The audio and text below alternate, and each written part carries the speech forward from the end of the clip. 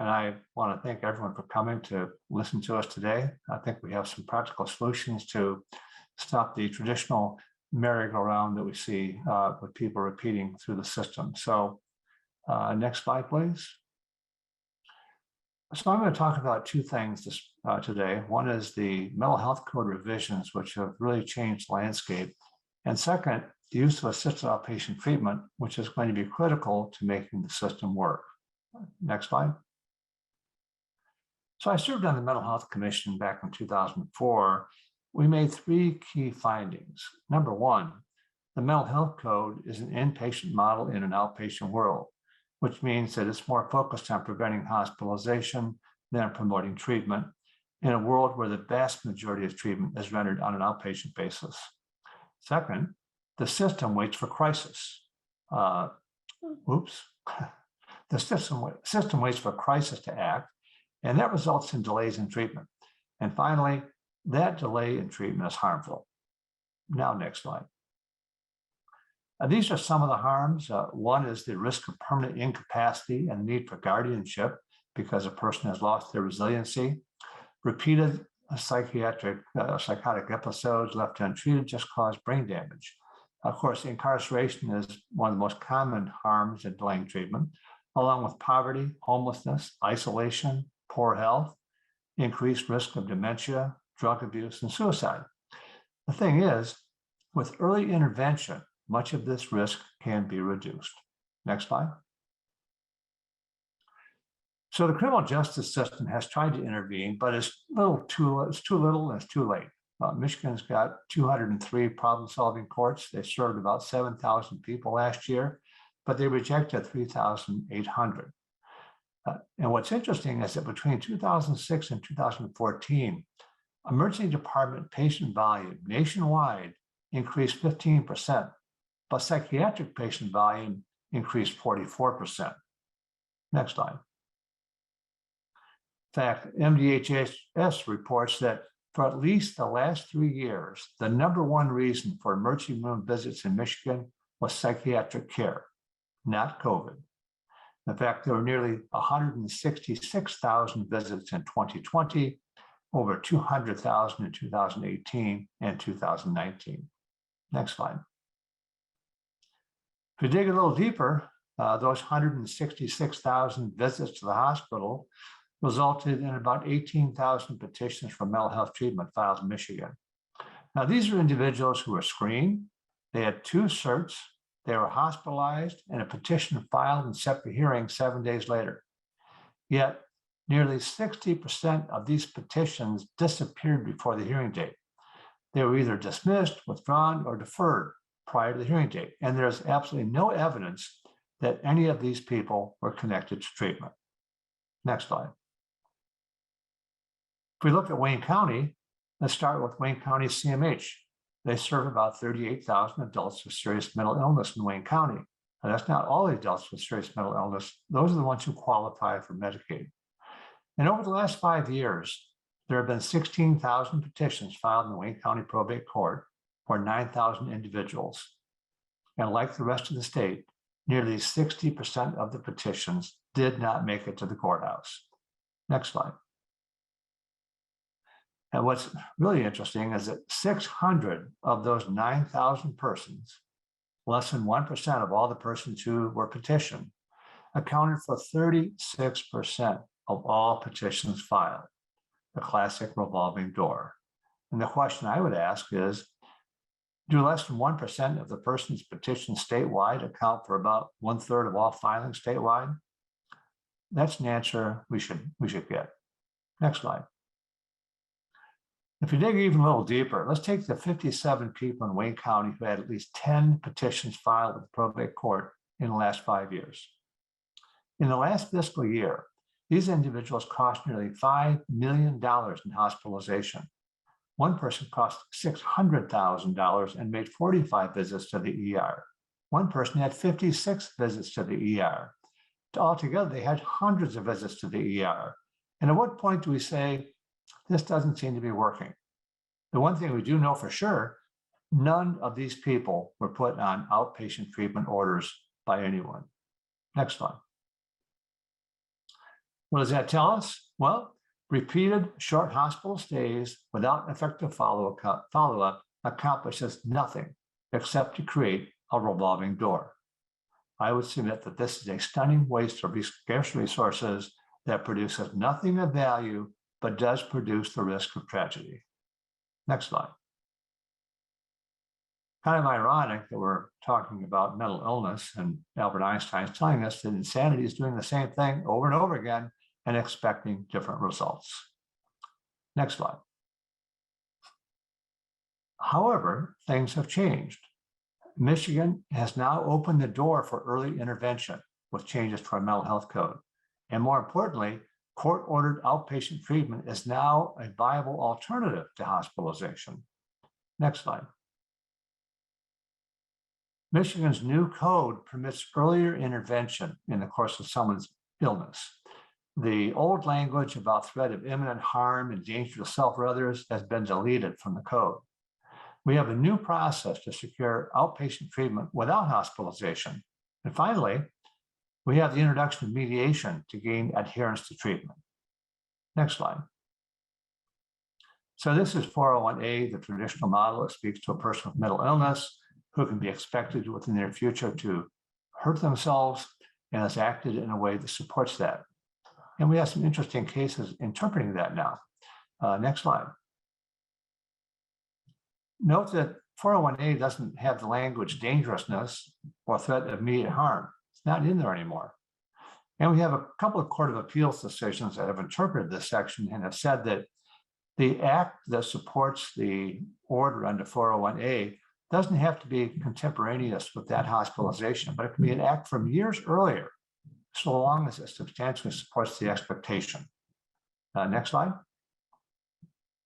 So we had another panel of Court of Appeals that said the act from 2 years ago could be the act that would support a finding that the person needed treatment.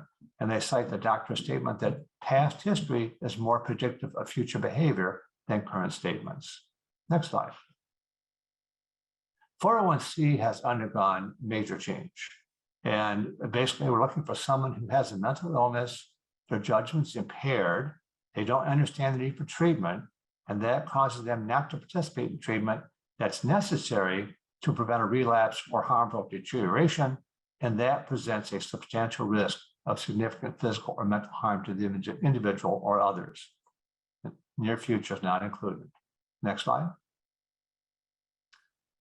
So in the Spalding case, the Court of Appeals held that the testimony from a doctor that untreated schizophrenia increased the risk of dementia, drug abuse, suicide, and further decompensation, including delusions and paranoia, was sufficient to order involuntary treatment. Next slide.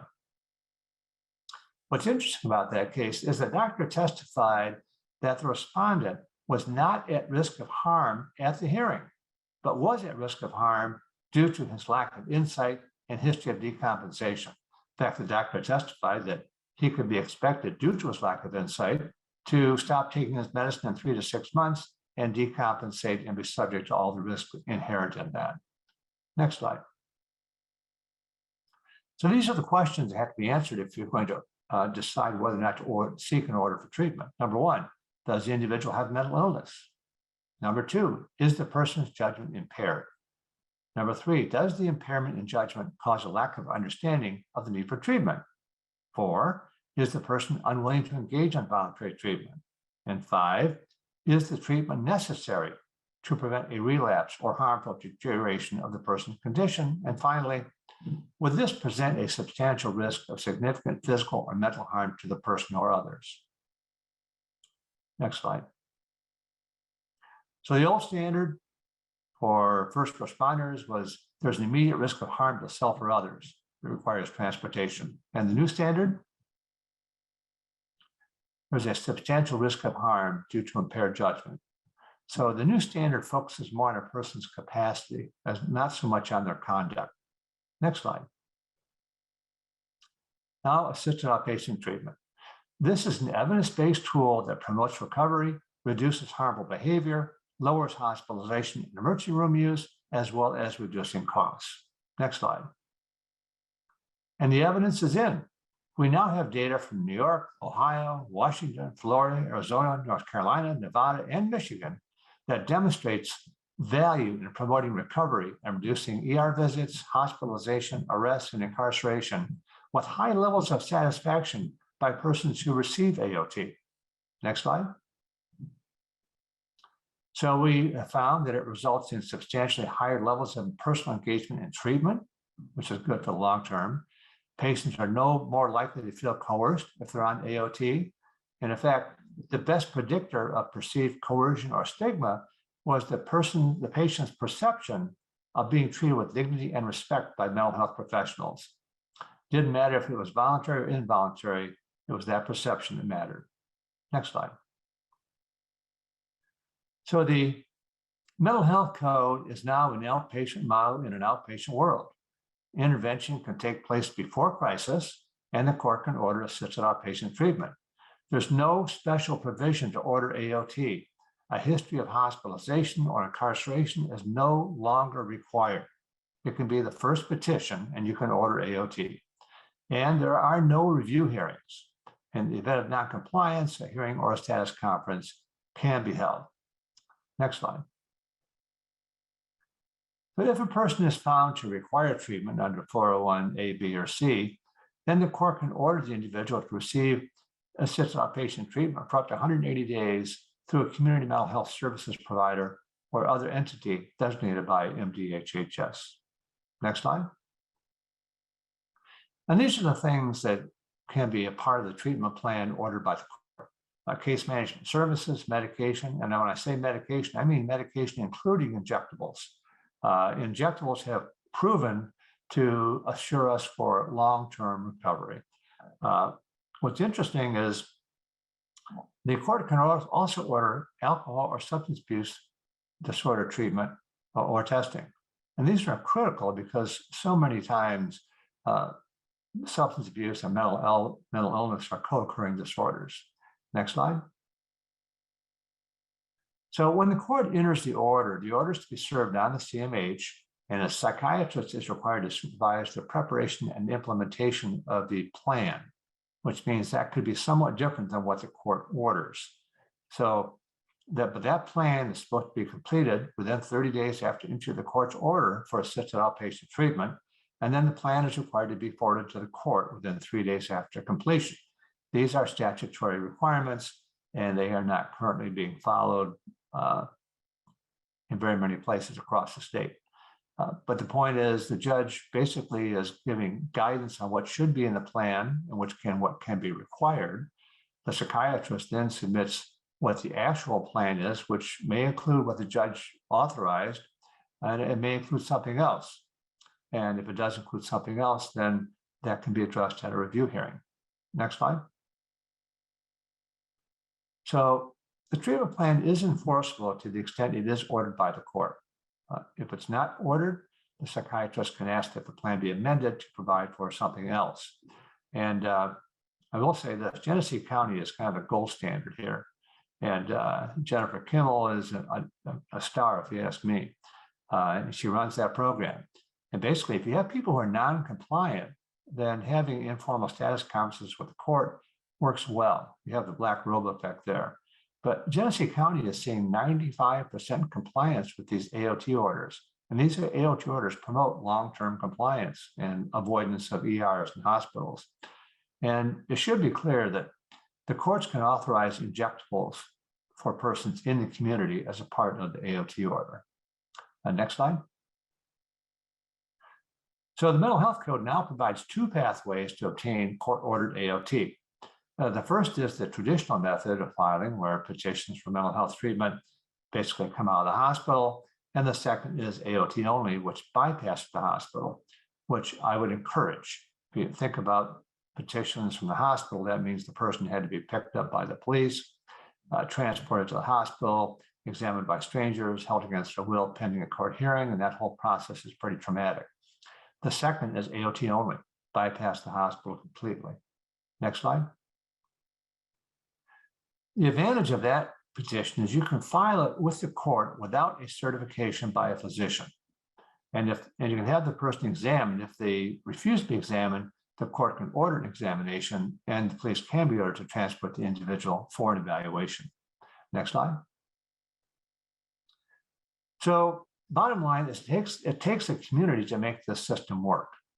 And that means the courts, law enforcement, families, community treatment providers, emergency departments, hospitals, and mental health advocates. In the old days when we had institutions, it was one-stop shopping. Today, with deinstitutionalization, we have many silos, and it won't work unless these silos come together. Next slide. So what can courts do? Number one, start by convening the stakeholders, and they are now identified. Next, have regular meetings. This is a permanent condition. Third, I would urge that all mental health hearings be conducted remotely. The National Task Force I'm a part of is going to recommend that because it's best for all the parties involved. And courts might want to consider hearing these discharges. If a petition has been filed requesting hospitalization and AOT and a hospital discharges the person, that should not dismiss the petition for AOT. The hospital should still be required to provide testimony. And I think you might want to look at voluntaries more closely, and deferrals. Currently, the deferral process is not being followed in most parts of the state, which results in a deferral to nowhere and no connection to treatment, and waivers and STIPs as well. Make sure that these 60% of cases that were on the way to the courthouse actually result in connection with treatment. And then when it comes to noncompliance, status conferences seem to work pretty good. And then you need to track these AOT orders. They can easily fall through the cracks. And although the statute says that you're supposed to file a copy of the treatment plan with the court, and no one's doing it anyway, but I think a summary of the treatment plan would be better. The court really doesn't need the plan unless there's non-compliance. So next slide. So everyone plays a role. Connection and communication is vital if you're going to assure the warm handoffs to connect people with treatment. When someone comes into the hospital and needs hospitalization, and they no longer need hospitalization, but they continue to need treatment, just releasing the person to the street is not a good option because you're just going to come back. So the 166,000 people who visited emergency rooms last year, only 6,000 which might have gotten connected to treatment. Think of how things might have been different if they got connected to treatment. Next slide. So again, where do you start? Convene the stakeholders, identify the familiar faces, the people you see all the time. In Wayne County, it's the 1% of those who actually get petitioned. If you focus on these individuals, you've got the greatest opportunity to improve lives and relieve pressure on the emergency departments as well as law enforcement. And successful intervention will free up resources for more people. Next slide. So we can stop the endless cycling of individuals to the emergency departments and jails by working together and using the tools we now have to improve people's lives. We can intervene before it's too late. We now have a clear path to use assisted outpatient treatment. And I thank you for your time.